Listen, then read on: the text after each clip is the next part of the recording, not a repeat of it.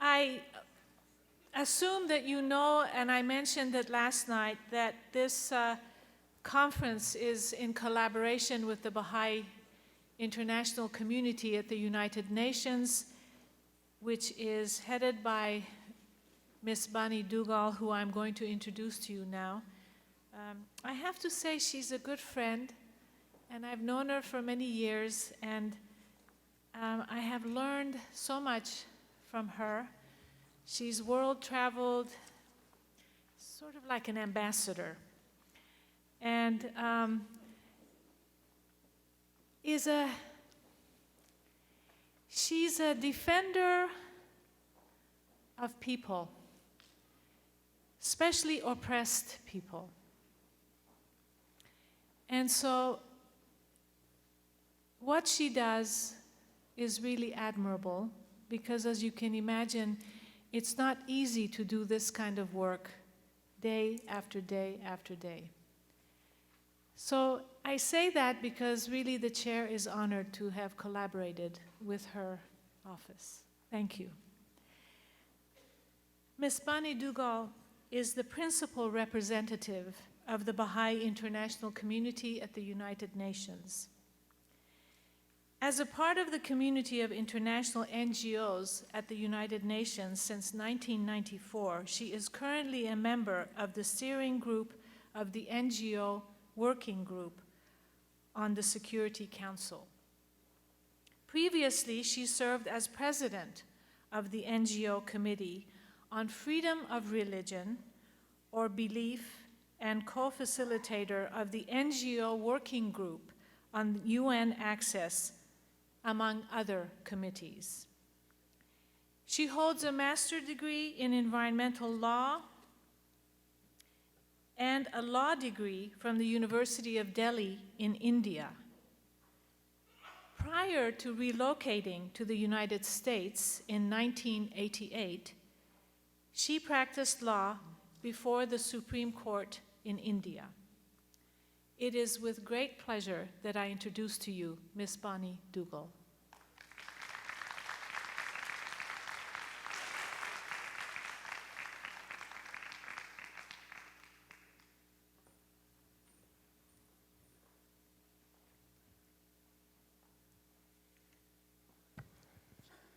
Good afternoon, everyone.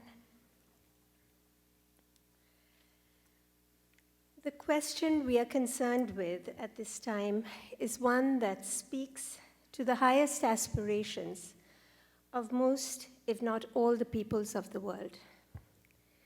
The question of the establishment of peace.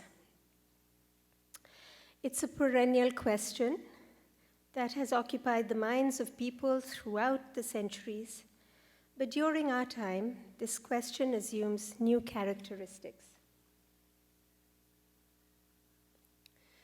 First, we are concerned with peace at a global level. Through our hard-earned lessons, we knew that we were never immune from conflicts happening outside the borders of our countries or regions. Second, we know that peace is not the mere absence of war. We know that beliefs, attitudes, and habits of thought, sense of identity, the relationships we foster, and the social structures within which we live are an integral part of peace.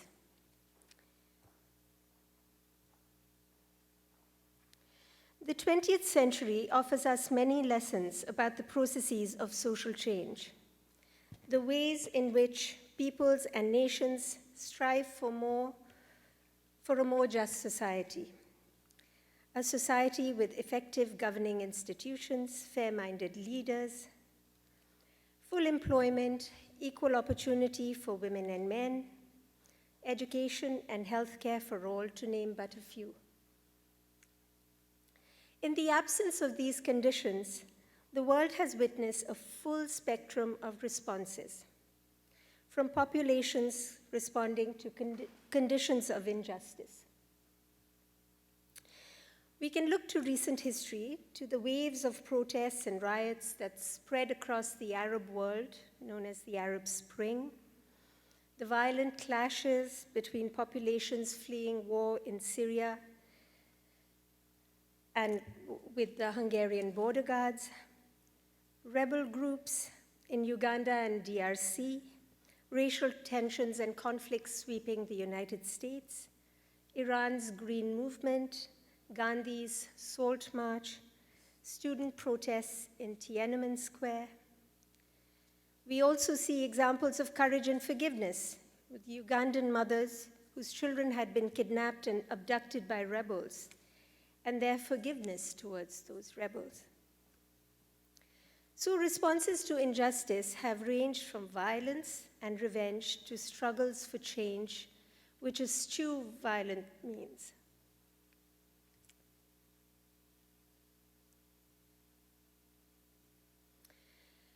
So when we think about the creation of a peaceful society of overcoming conditions of oppression, we can think of the various actors, protagonists in such an enterprise, and the kinds of responsibilities that society assigns to them.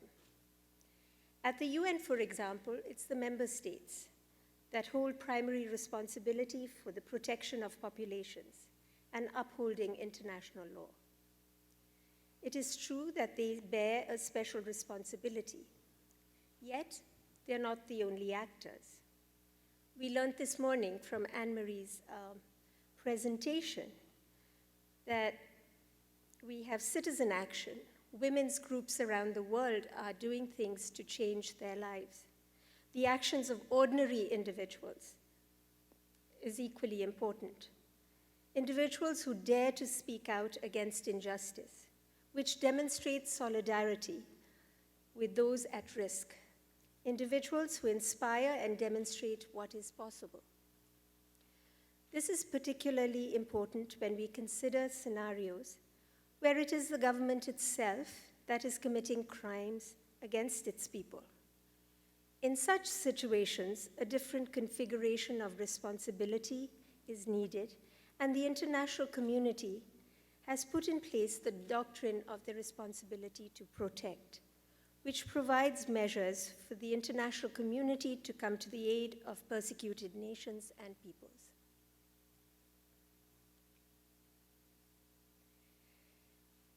In my remarks, I'd like to look at different scenarios which offer insights into the processes of social change.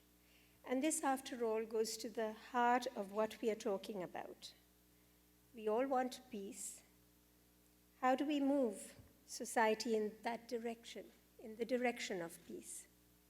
What lessons can we learn from our experience? I'd like to share 3 brief examples of citizen action for social change, and then consider the approach practiced by members of the Iranian Baha'i community in their response to the persistent and institutionalized oppression that they've faced in their native country of Iran.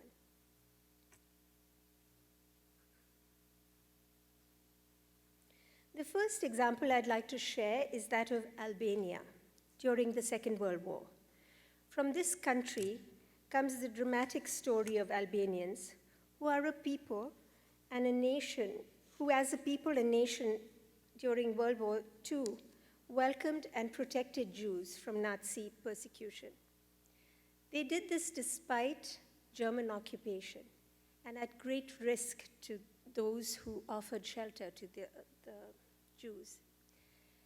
As was related to me by the ambassador of Albania to the United Nations, what makes the Albanian story unique is that every member of the Jewish community living in Albania survived the Holocaust.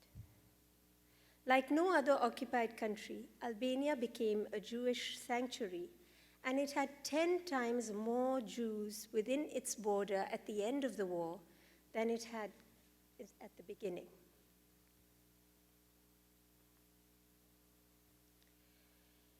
A second story is that of Jacqueline Murakatete, a human rights activist and survivor of the Rwandan genocide. In a discussion last year at the UN, she shared the story of how, with the help of 2 courageous Italian priests at St. Anthony's Orphanage in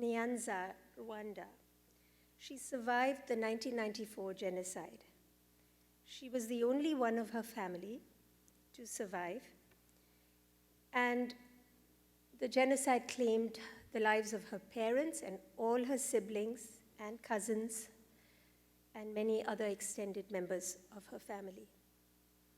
She tells the story of the Italian priests who suffered physical abuse for their acts, who were called by their embassy, the Italian embassy in Rwanda, multiple times and told that they could choose to be evacuated. And each time they refused. They told the embassy that they would only leave if they could take all the children with them. And so over 300 Tutsi children survived.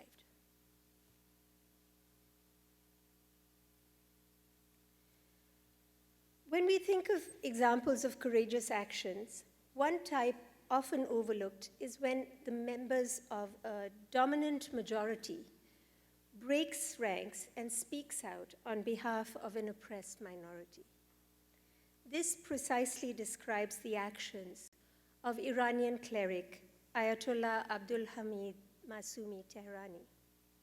In the face of persistent and cruel persecution of the Baha'is in Iran, Ayatollah Tehrani publicly gifted to the Baha'is of the world an illuminated work of calligraphy, highlighting a passage from the writings of Baha'u'llah, the founder of the Baha'i faith. And I'll cite a portion of the passage he chose to illuminate. Consort with all religions with unity and concord, that they may inhale from you the sweet fragrance of God. I share these stories to demonstrate that these three examples of courageous, principled, and humanitarian action, stories that remind us of the strength of human character and the tremendous role of the individual in demonstrating peace-building responses in conditions of extreme trials. I'll focus the remainder of my of my presentation. I work on persecution all the time. I will focus for the remainder of my presentation on the examples of an approach to social change pursued by the Baha'i community of Iran while facing conditions of violent oppression. It's a distinctively non-adversarial approach, which I hope can offer new insights into the manner in which social change can be pursued. Insights about the roles of the oppressed and the ultimate purpose of social change.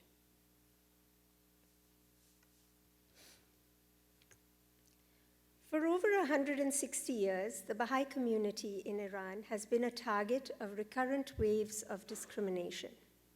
Since the early 1980s, over 200 have been executed or murdered, thousands arrested, detained, interrogated, and tens of thousands deprived of jobs, pensions, and educational opportunities.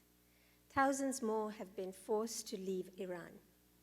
The community's holy places, cemeteries, and property have been confiscated, vandalized, or destroyed. And many individuals have lost their homes, and other property has been seized or damaged. Baha'is haven't been the only ones. The increasing persecution of Baha'is comes as part of a wider crackdown on the Iranian population. Iranian journalists, human rights defenders, students, trade unionists, and women are among those who have been imprisoned since 2005. This has all been extensively documented by the United Nations and human rights organizations. The key difference in the persecution of the Baha'is is that despite being Iran's largest non-Muslim religious minority, they are not recognized in the Iranian constitution. As such, they have no legal recourse by means of which they can defend themselves or seek justice. The government itself has explicitly outlined in numerous official documents a policy of oppression that specifically targets Baha'is and systematically seeks to marginalize them in Iranian society. The most significant of these papers, these policies, is a secret 1991 document, which is not so secret anymore. It's known as the Baha'i Question. Brought to light by the UN in 1993, the memorandum, in stark language, lays out the government's overall objective to ensure that Baha'is are treated in such a way that their progress and development is blocked. And that's a direct quote from the memorandum. So how does a community respond to such treatment? To economic marginalization, physical torture, desecration of their cemeteries and holy places, imprisonment, execution, and a persistent campaign of misinformation unleashed by state-sponsored media. How do Baha'is choose among the various possibilities open to them? How are they guided in their decisions? How does their response help us to understand the dynamics of social change and peace? The experience of the Baha'i community in the pursuit of constructive and non-adversarial response to oppression has been complex and multifaceted. It raises an important set of questions for us to consider. How do we conceive of the role of the victims of oppression? Do they have agency? Can we speak of this as a kind of responsibility? What role can victims themselves play in alleviating the ingrained societal prejudices against them? Before turning to these questions, I will examine some of the principles that underlie the Baha'is' choice and consistent expression of a distinctly non-adversarial approach to ongoing persecution at the hands of Iranian authorities.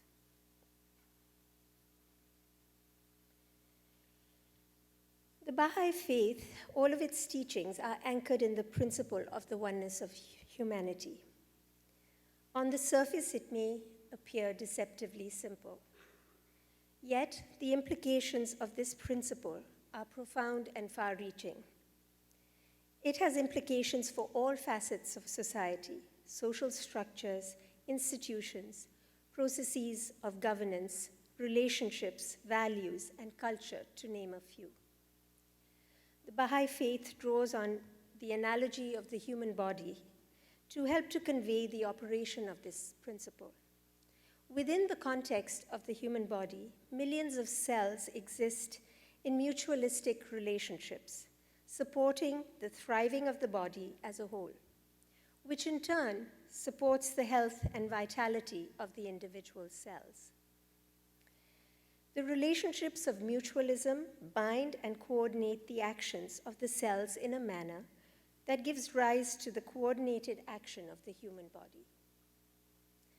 The concept of human interdependence is now one which is more and more widely accepted. Whether we are talking about climate change, the economy, global health, we are continually working to refine governing processes as well as international law in a manner that is better adapted to the conditions of our heightened interdependence. We can consider the example of the Baha'i response to oppression from the perspective of an approach to social change that is adapting to these conditions of heightened interdependence. So how does the international governing body of the worldwide Baha'i community guide the actions of the persecuted Baha'i community? In a letter to the Baha'i community in Iran, in 2009, they wrote, "With an illumined conscience, with a world-embracing vision, with no partisan political agenda, and with due regard for law and order, strive for the regeneration of your country. By your deeds and services, attract the hearts of those around you, even with the esteem of your avowed enemies, so that you may vindicate the innocence of all and gain ever-increasing respect and acceptance for your community in the land of its birth." So what are the elements of this guidance? No partisan political agenda, regard for law and order, strive for the betterment of Iran, gain respect for your community through your deeds and services, work hand in hand with your fellow citizens, work towards the unity of the human race. Note that this approach does not align itself with nonviolent opposition of civil disobedience, nonviolent opposition or civil disobedience. This approach is completely non-adversarial and non-oppositional.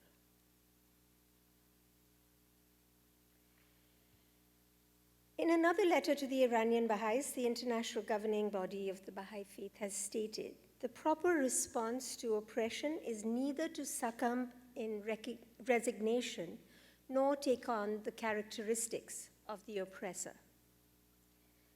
So this doesn't mean that Baha'is are forbidden for appealing for justice for themselves and other oppressed minorities through proper legal means.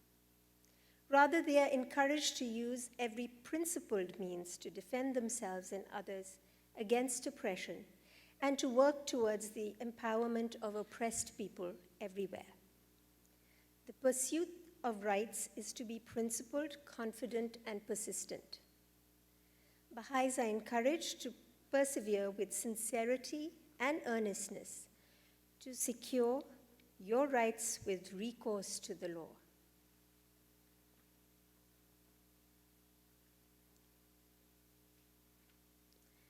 Of course, some individual Baha'is may fall short of these ideals, but in most of the cases, we see a community engaged in non-adversarial, constructive resilience to the conditions of oppression. The expression constructive resilience has been used to describe the stance of the Baha'i community in Iran vis-à-vis their plight.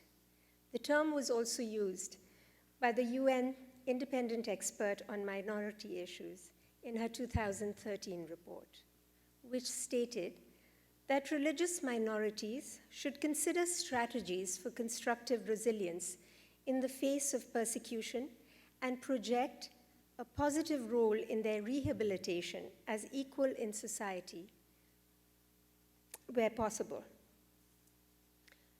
The overarching concern for the Baha'i community is that the means of social change must be consistent with its ends. The community is trying to build vibrant society wherever they reside, trying to break down the barriers, structural and attitudinal, that have hindered the advancement of human civilization. Baha'is believe that it is not possible to build and sustain solidarity and unity through actions that require contention or assume, however subtly, that a conflict of interests underlies all human interactions. To give a concrete example, we can look at the Baha'i response to the intense persecution that followed the Islamic Revolution in 1979. Baha'is were fired from high positions they had attained. Thousands were reduced to poverty because of measures designed to suffocate the economic life of the Baha'i community. And thousands of Baha'i children were denied access to education. Baha'is began to mobilize creatively to ensure their survival and to continue to work for the betterment of their communities. And so I'll focus on one of these acts, namely the establishment of the Open University, also known as the Baha'i Institute for Higher Education, which was created in 1987 to provide for the educational needs of Baha'i youth after they were denied access to Iranian colleges and universities. For over 30 years, Iran has blocked the Baha'i community from accessing institutions of higher education. As a reminder again, the Baha'i community is the largest religious minority, the largest non-Muslim religious minority in Iran, and its members cannot go to university. Education is central to the flourishing and advancement of society and is held in high esteem in the Baha'i writings. From the earliest days of the Baha'i faith, the Baha'i community began to establish schools in Iran, with a particular focus on the education of girls. Achieving 100% literacy among Baha'i women, in comparison to approximately 40% within the population as a whole. So in the late 1980s, the Baha'i community made informal arrangements to begin offering university-level courses to Baha'i students, conducted in private through distance learning and or in Baha'i homes and premises, using the volunteer services of Baha'i professors who had been fired from their jobs. And later, when we had the internet, Baha'i professors, or all professors, other professors too, non-Baha'i professors around the world have been assisting in this process.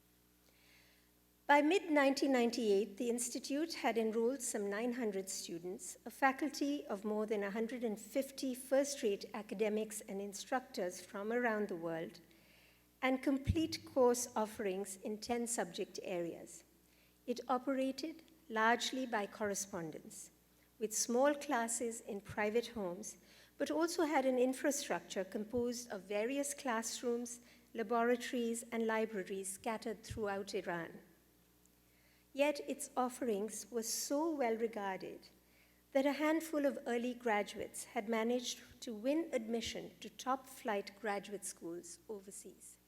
This is despite not having been recognized in Iran, and they didn't have a degree to show, but their qualifications measured up. The Iranian government has made repeated attempts to stop this quiet, peaceful initiative. In 1998, 2001, 2003, and most recently in 2013, the government carried out a series of raids, arresting the institute's faculty and staff, and confiscating most of its equipment and records. These records were located in 500 different homes, and those homes were raided. Those who were arrested were asked to sign a document declaring that the Baha'i Institute for Higher Education had ceased to exist, and they would no longer cooperate with it. The detainees refused to sign any such declaration. So let me return to the question of social change. The question I've tried to address throughout my remarks has been that of who are the protagonists of constructive social change? History as well as present circumstances remind us that this is not the only prerogative of governments and legislative action, but of individuals who find themselves facing particular circumstances, who make a conscious decision, often at great personal risk, to demonstrate through their actions a path of justice. And in so doing, they disrupt, one by one, the foundations of conflict and war. And when we think of those protagonists of progressive social change, of those who participate in the ongoing construction of a more just social order, do we conceive of a role for the persecuted and the oppressed? Do they have agency or even responsibility? What role can victims themselves play in alleviating the ingrained societal prejudices against them? The approach of constructive resilience and non-adversarial action focused on continuing to strive for the betterment and the regeneration of one country provides a very different template for thinking about persecuted peoples and communities.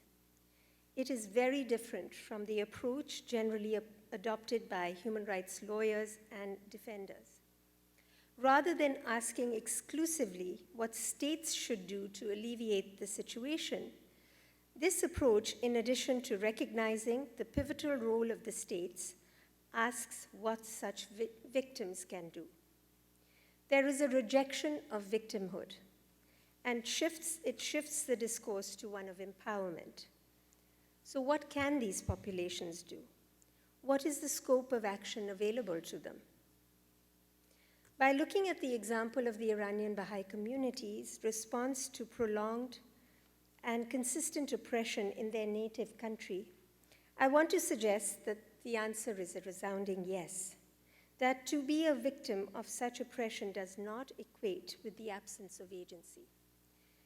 That in the spirit of what the Baha'i community and the UN have referred to as constructive resilience is a response that neither succumbs to the oppression nor exhibits the characteristics of the oppressor. That through their non-adversarial but persistent and law-abiding actions, in a manner focused on contributing to the regeneration of their country, the Baha'i community of Iran has provided us with a powerful example of a pattern of resistance and constructive action in the face of grievous persecution. It is an example which, along with the others I have relayed in my remarks, helps us to see the many different kinds of power that are involved in the construction of peace. The power of principle, of solidarity, of selflessness, of human spirit, of pure and goodly deeds. I would like to conclude my remarks with an excerpt from a letter of the Universal House of Justice. Nothing can prevail against an idea whose time has come.